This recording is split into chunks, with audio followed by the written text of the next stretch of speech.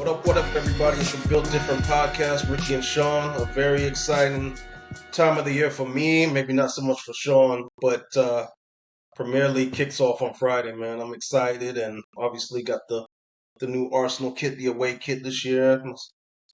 Haven't got a kit in over 2 years, so it's pretty exciting to wear the new one. This one's pretty alright, it's nice, it's different. Always like a black, prefer a black kit. Um, But yeah, no, excited. First match kicks off. I think it's Fulham and Manchester United on Friday.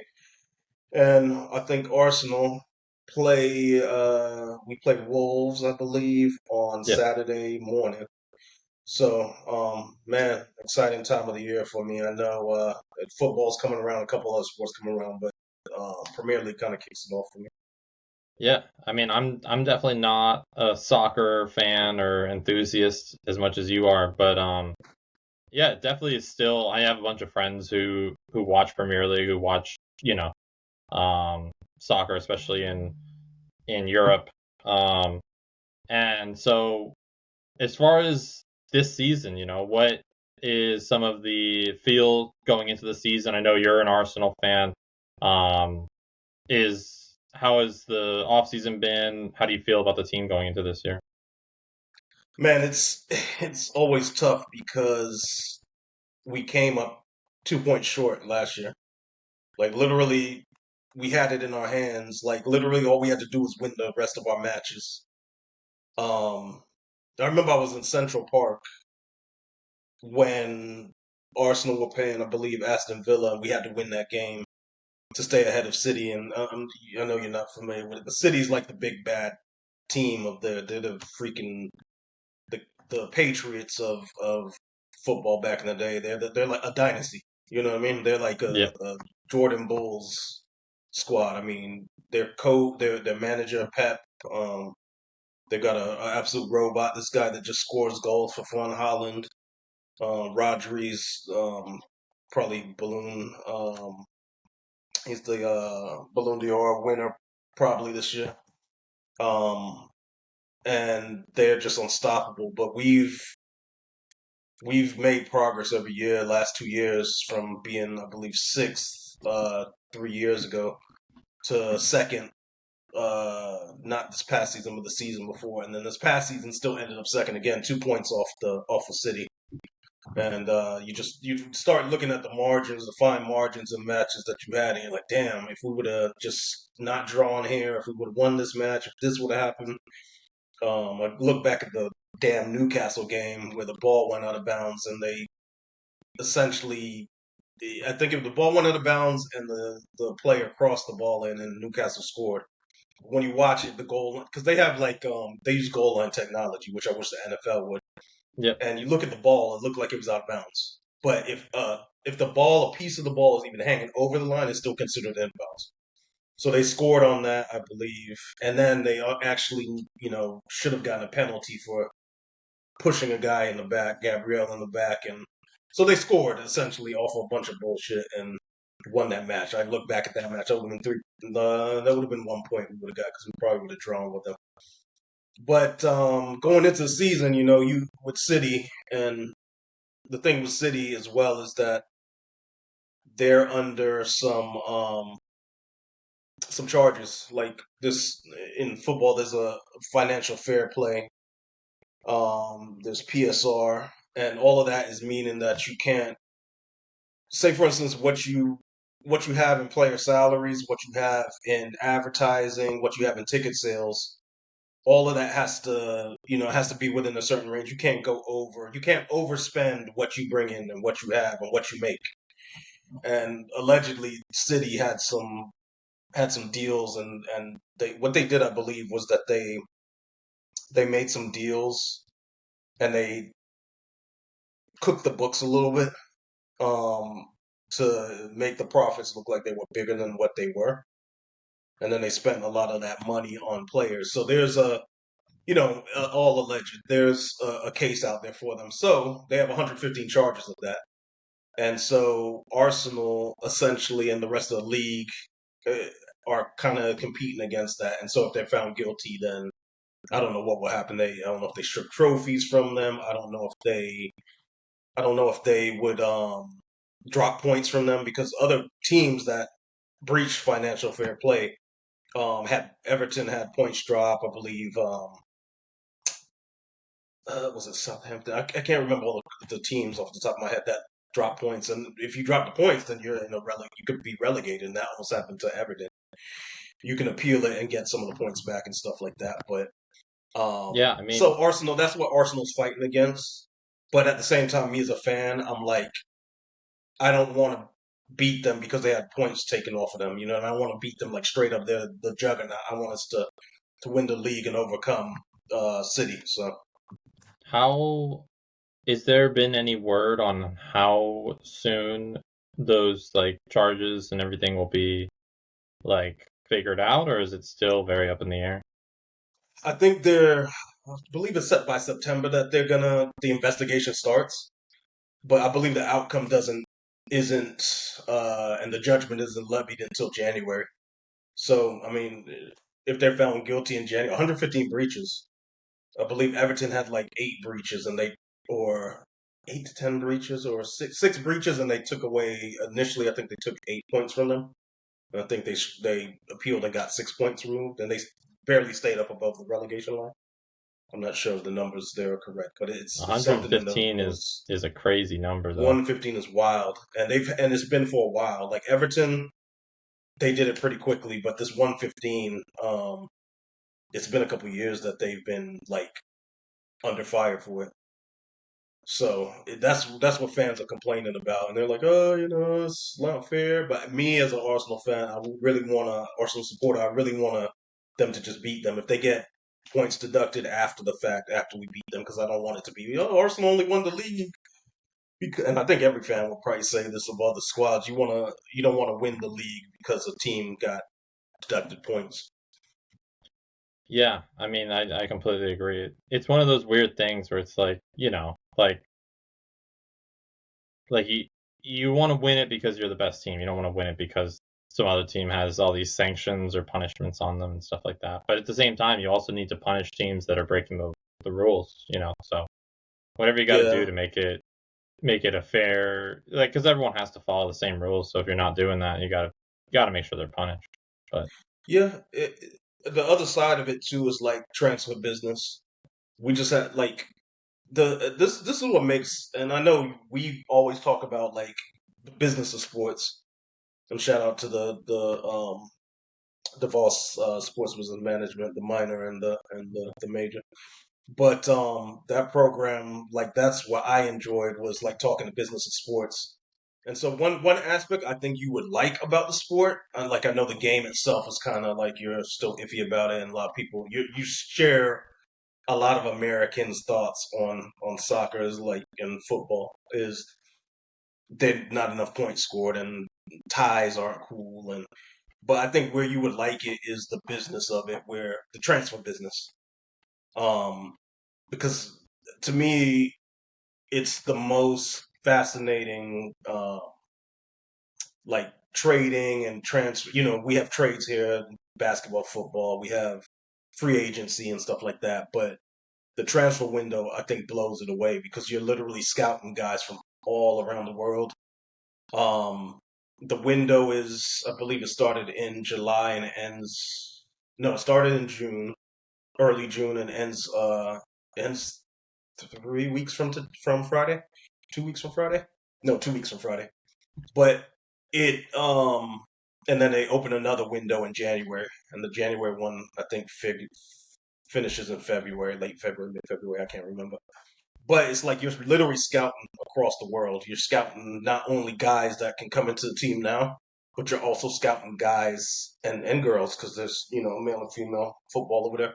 You're scouting players that are for your youth academies. You're scouting kids from 8, 5, 6, 7, 8 years old, all the way up to like the senior players that are going to play on your team. So for Arsenal, that's another way that we're trying, and all the other teams in the league, another way we're trying to get closer to City is doing good business, getting good transfers in, getting game changing guys from across the world to come and play for your team. So, um, Arsenal, yeah, our transfer business.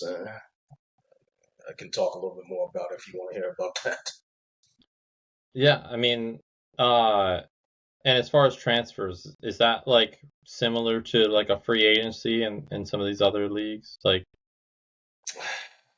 or like trading? Like, is it like similar like trading? Like, how would You you? don't you don't necessarily do see so many trades. Like it can happen.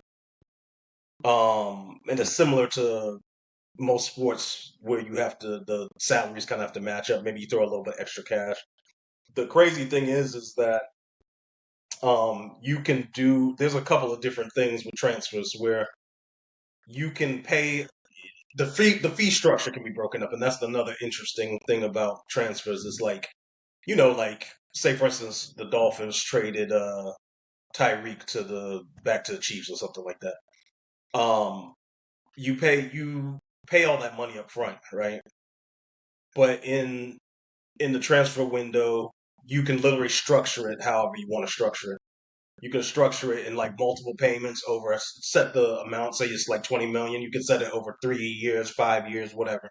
You can put terms on the way you pay the team back.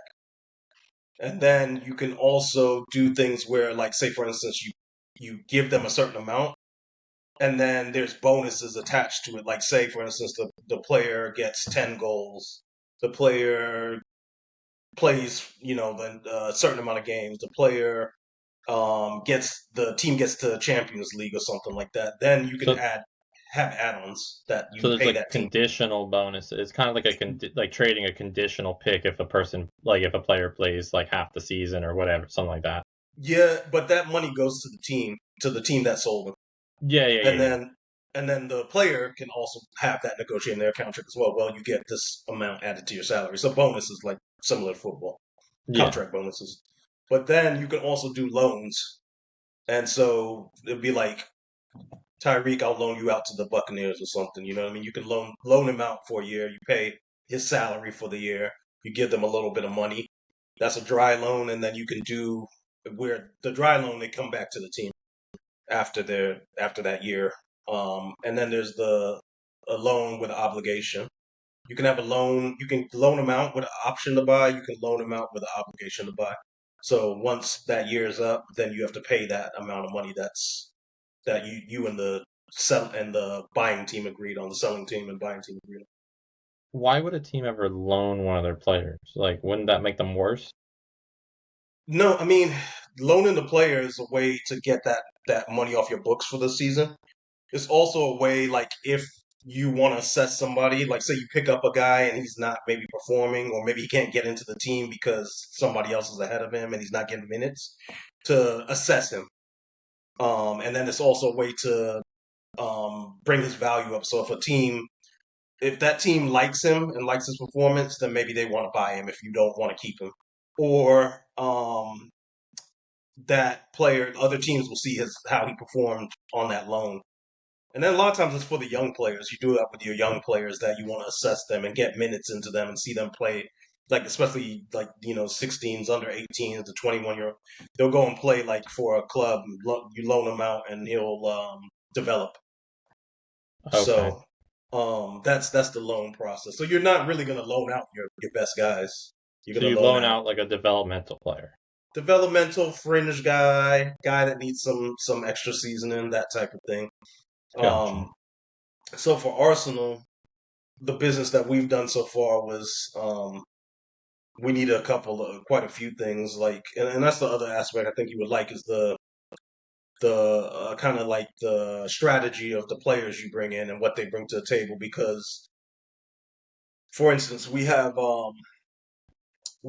there's a left back position, center back position that are defensively responsible.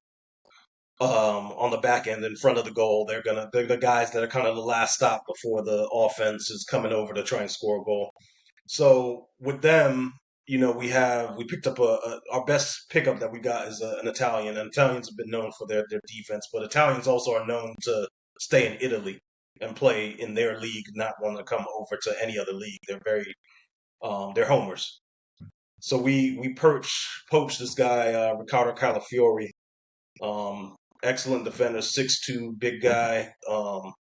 Very he's the beauty of him is he's not only he's a defender that can overlap. So most of your defenders, if you watch soccer, football, are they going to stay kind of back towards their goal if they're a defender. If you have an overlapping defender, he's going to cross over and become an offensive player. So he's like almost a dual threat like a midfielder. midfielder in soccer or midfielder in football or Soccer. soccer. There's no midfielder.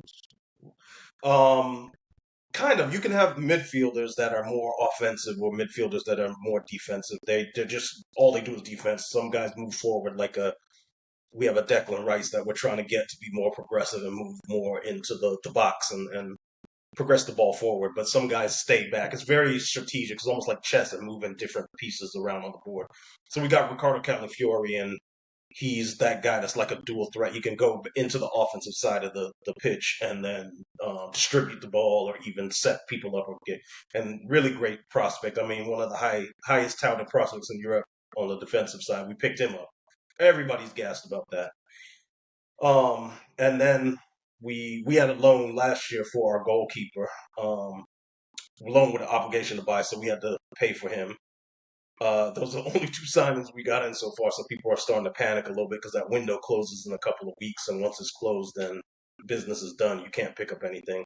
You're stuck with the players you have, and what we're trying to do, and many teams are trying to do, is sell players that you don't have, so you can use that money to pay for players that you need or upgrades on players and things like that.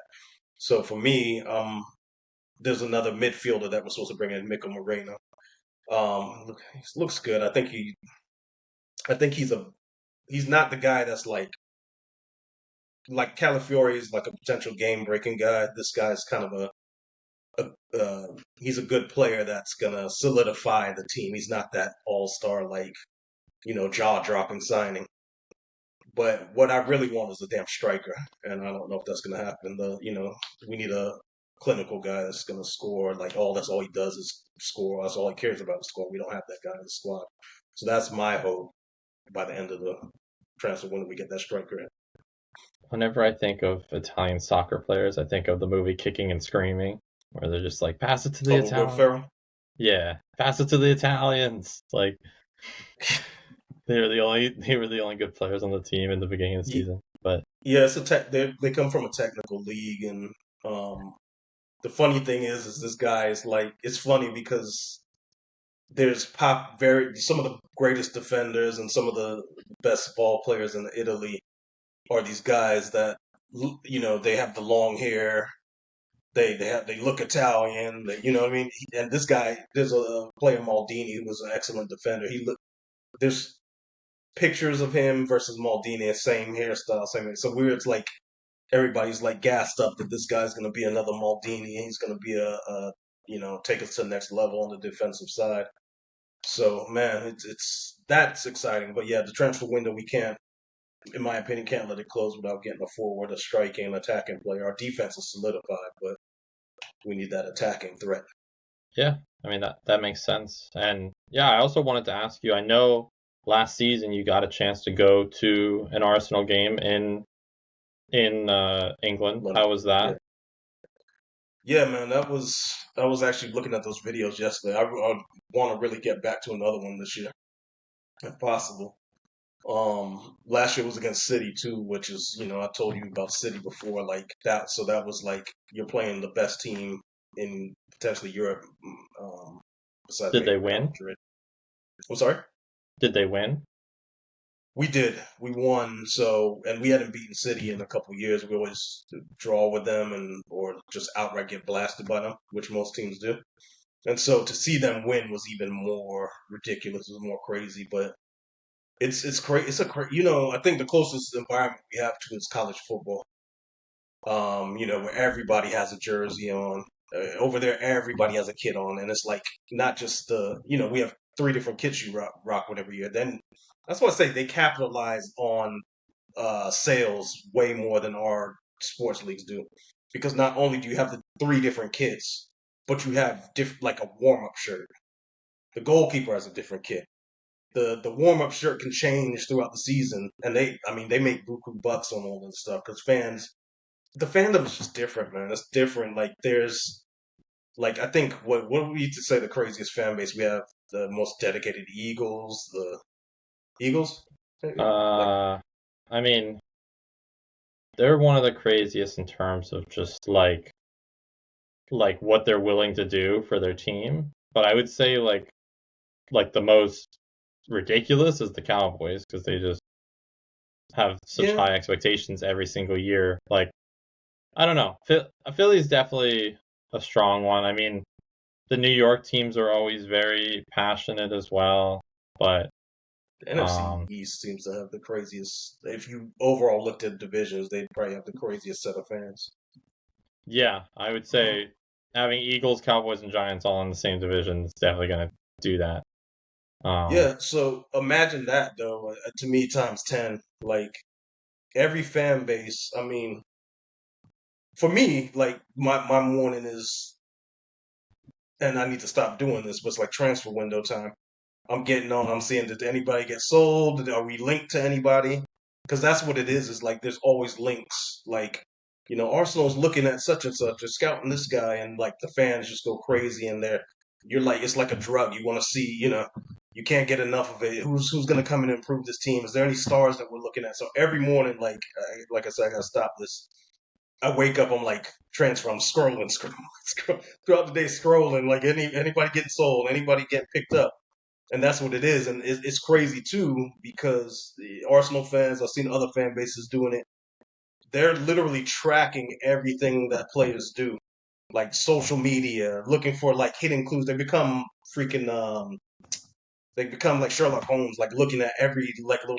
These people, they track the private planes, like the list of private planes and where they're flying from, what country, and looking at trying to see who's on the plane and in the bushes taking pictures of the who's driving up to the plane. They do all of that stuff.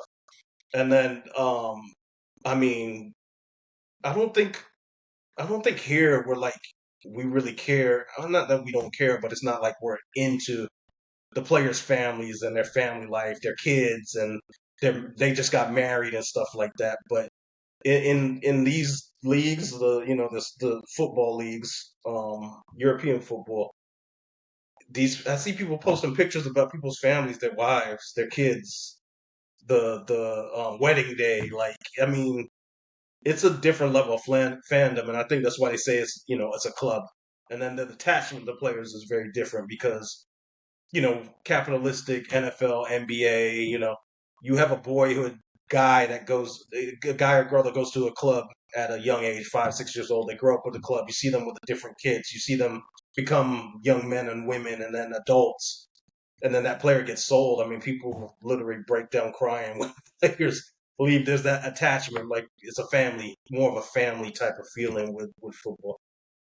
would you say that that leads to like less players leaving more than like a NFL, NBA kind of thing? Like in the Yeah, NFL, I think people leave a lot. Like I would say it's rare these days to find a player that spends his entire career with one team.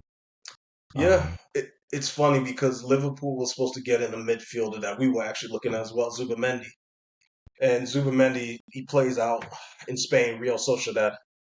And the goal of these players is always like they grow up with their boyhood team or the team that they followed in their city or their country or whatever. And but their goal is always to get to the bigger leagues, to get into Champions League, to win trophies.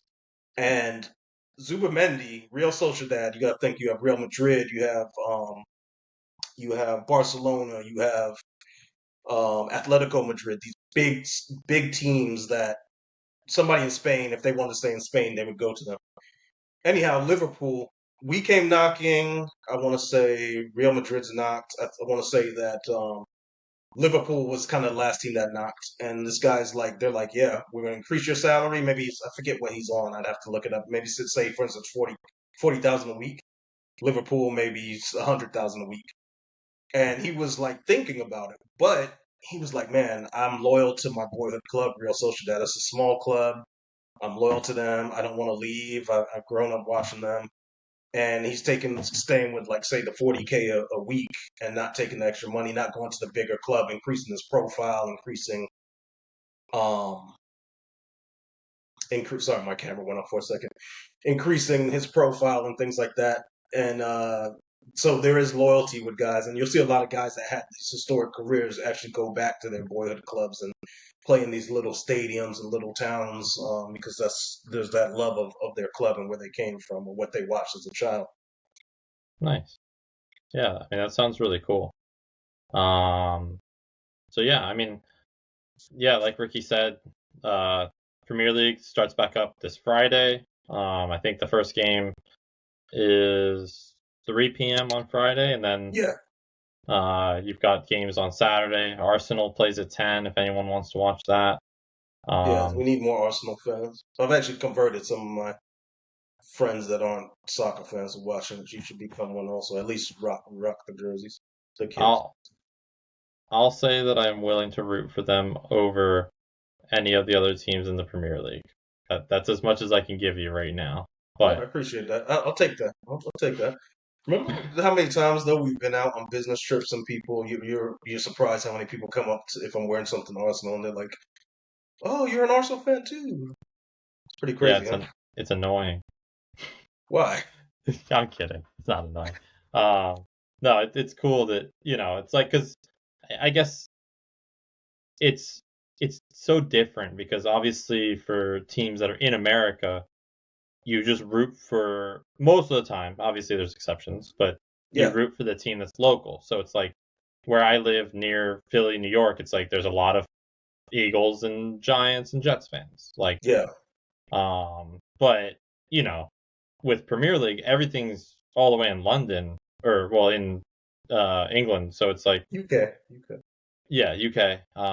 So like no one in America is really local to that. So it's like you could see fans of any of those teams anywhere. It's not like a set thing that you can like be like, oh, this and that.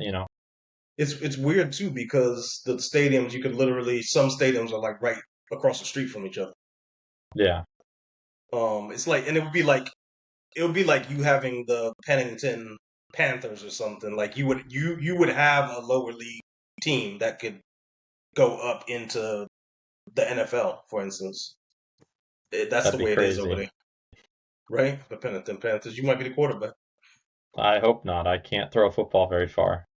Me I'd either. max out at about 10 yards. So, For some reason, I can't either. But no, excited about the new league. I mean, and then football's rolling around. It's the best time of year for sports. Like I don't really watch that much baseball's going on. Hockey, basketball starts up again. This is the prime time for sports, and F1's coming back in a couple weeks. They're on like a little break on I think on the 26th. So it's like man, high time for sports. Just got off the Olympics, and yeah, man, pumped. I can't wait.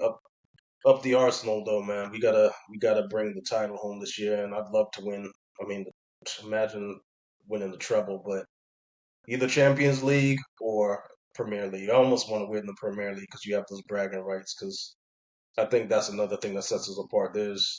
We call it trash talk or shit talking. It's banter over there, like it's nonstop all day between the different clubs. But yeah, would like to have bragging rights for once and stop hearing people talking about, as they say over there, we bottled it. We bottled our opportunity, meaning you shit the bed. But nah, man, I'm pumped and yeah, it's gonna be a great year and just ready for sports again, man. It's been summertime is a little bit of a drag.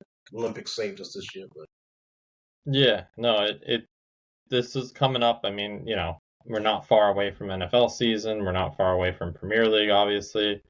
Um, baseball season's still going on, but now we're starting to get into like the later part of the year where the games really matter a lot more. So hmm the fall is always a good time, at least in my opinion, for sports. You got a bunch of good things. It's like everything between like I don't know, mid to late June to like early August is kind of like there's not too much going on other than obviously this year the Olympics, but yeah, no, it's exciting. Any followers who are listening to this, feel free to comment if you support Arsenal or if you don't like Arsenal and you want to talk smack to Ricky. banter. Yeah. Um, but yeah, Yeah, no, thank you everybody for listening, and As we always say, like a lot of this is our fandom. A lot of it is us, our personalities shining through the things that we like and getting people to know us as people, as Extropian. Revealing the technology later, you guys can go back and see a little bit more about us and our personality and things that make us tick. But I think even more important is like we're fans of sports, but it's the beauty of why we love what we do because our product and what we do can be utilized by athletes. And to us, that's the most exciting part and why we tie in the sports aspect so much into our podcast. And eventually, we're going to be tying in the technology side and revealing it more. But it's just kind of the two go hand in hand. So we're not just guys building technology for athletes and for enthusiasts and for people trying to be the best version of themselves. We're fans of these people and even people that lady run outside my house. I'm like, oh, looking at her like, oh, she's exercising. But I'm proud of people that always trying to get better and improve their health, improve their life, and that's what makes this fun for us. So, with that being said, we'd like to bid you guys adieu. Check out the Premier League starting Friday. Follow us up because we'll be talking about football here soon as well. And hope you guys have a great weekend, restful, peaceful. God bless.